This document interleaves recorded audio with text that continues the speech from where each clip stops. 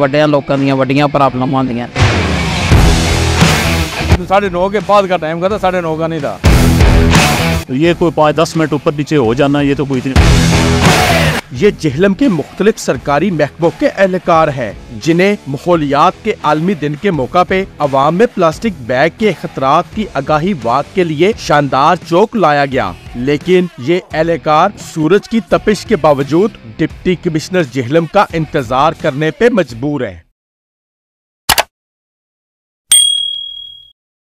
9:30 का टाइम था वाक का, डिप्टी कमिश्नर अभी तक नहीं पहुंची। क्या समझते हो, उन्हें एहसास नहीं है?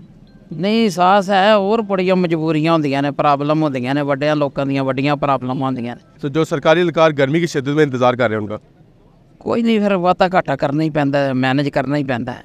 गर्मी की शिद्दत में उनका इंतजार कर रहे हैं, वाक शुरू नहीं हो रही, क्या कहेंगे?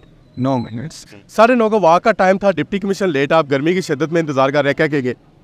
नहीं, ये कोई बात नहीं है। ये एक बड़ा काज है, मिशन है जिसके लिए हम निकले हैं। ये कोई 5-10 मिनट ऊपर नीचे हो जाना, ये तो कोई मिनटों में, तो हम इस तरह की चीज़ों को हम गेज नहीं करना चाहिए हमें। वो तो कोई ऐसी बात नहीं। समझते हैं डिप्टी कमिश्नर को एहसास नहीं है? नहीं, ये ऐसी बात नहीं है।